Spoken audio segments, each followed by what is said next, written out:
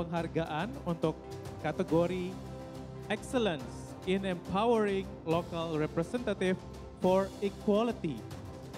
Iya, dan kategori ini akan diterima oleh Bapak Sultan Bahtiar Najamuddin, Ketua DPD RI.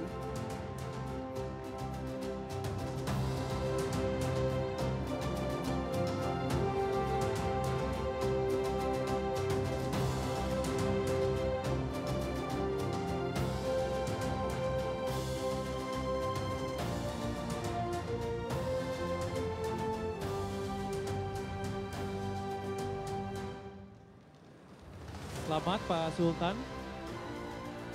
Dan Pak Sultan, kami mohon kesediaannya Pak untuk menyampaikan speech-nya terkait dengan penghargaan yang diterima.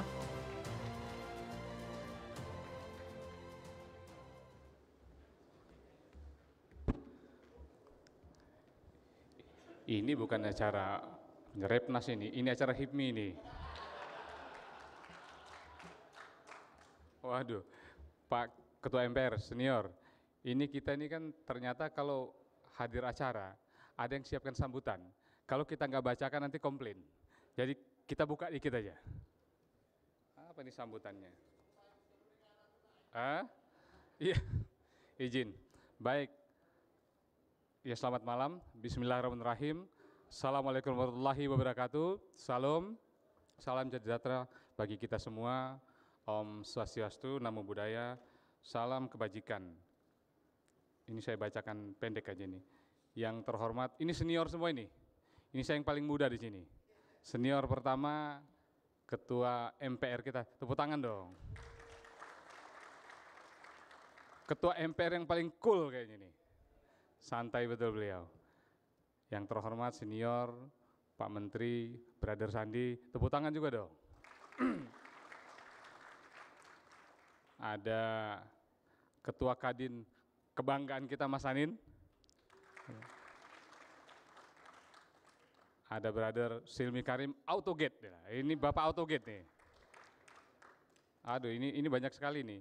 Ada saya juga bawa rombongan banyak ini. Ada Pak Wakil Ketua DPD Bapak Yoris. Ada ini Brother Andre. Ada ini Gubernur Lampung ini ya. Tinggal tunggu aja itu, tunggu. Iya, sahabat-sahabat semua yang paling bahagia tentu ya, Ketua Umum Repnas, Brother Angga Wira. Dan teman-teman semua tentu ya media. Iya, buat saya ini sebuah kebanggaan, sebuah penghormatan dan rasa syukur yang luar biasa. Kami beserta Pak Muzani baru saja dilantik dan disahkan menjadi pimpinan lembaga parlemen, ya. Dan nggak tahu tiba-tiba Ketua Umum Repnas ini telepon, wajib hadir katanya. Jadi kita hadir dan dikasih award pula lagi. Jadi terima kasih, ya. Tapi ada beberapa poin yang memang saya perlu sampaikan karena ini relate, ini nyambung dengan beberapa waktu lalu, tepatnya tanggal 27, kami melaunching buku kami, judulnya Green Democracy. Jadi saya lihat temanya sangat connect gitu ya. Bapak Ibu sekalian, kemandirian energi merupakan salah satu kunci untuk mencapai ekonomi yang berdikari. Keberadaan energi masih menjadi penentu dalam kinerja ekonomi sebuah negara. Di Indonesia sendiri, di negara kita, konsumsi energi secara keseluruhan masih terus mengalami kenaikan rata-rata, ini data ya, 5,6%. Sebagai negara net oil importer atau negara dengan jumlah impor minyak yang lebih tinggi daripada ekspor, Indonesia perlu memastikan ketersediaan energi murah yang cukup sebagai bahan bakar mesin ekonomi nasional. Intervensi kebijakan jangka panjang perlu dilakukan untuk mencegah terjadinya inflasi energi dan pangan. Oleh karena itu, pemerintah Indonesia perlu melakukan terobosan yang efektif dan berani dalam mengatasi ancaman krisis energi, krisis pangan, dan krisis iklim sekarang ini. Yang pertama, ini sumbang saran kami.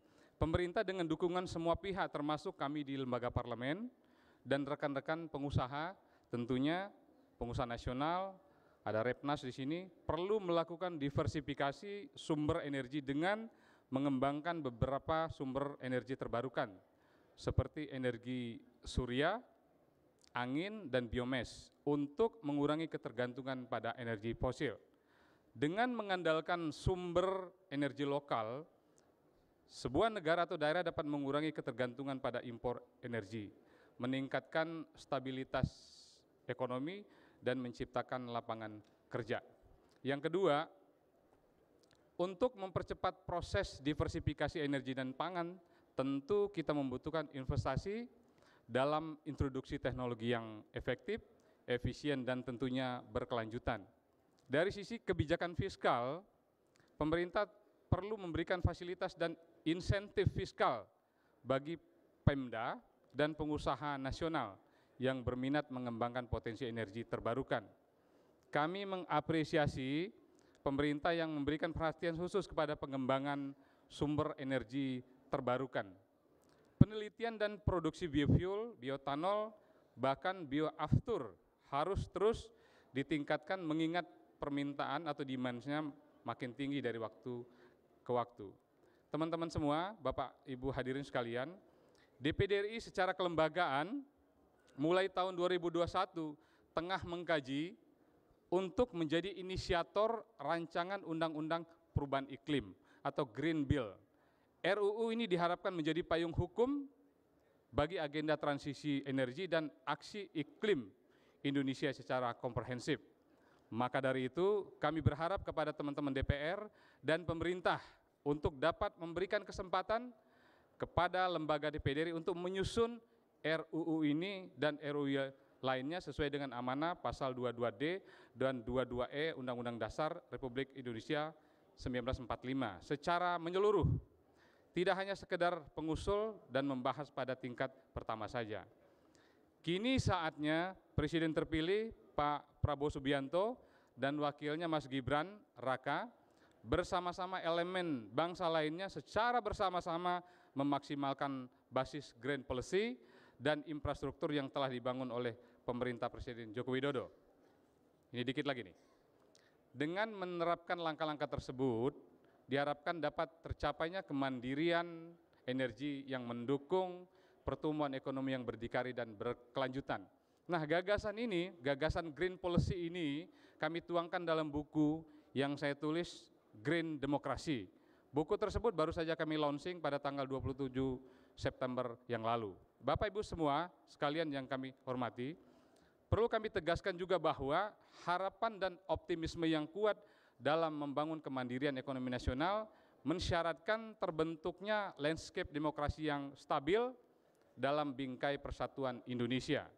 Mari kita jaga suasana demokrasi Indonesia yang menumbuhkan sikap tenggang rasa dan berjiwa besar dalam kehidupan berbangsa dan bernegara, yakni dengan membangun semangat demokrasi deliberatif yang mengedepankan rasionalitas, argumen, musyawarah, dan mufakat.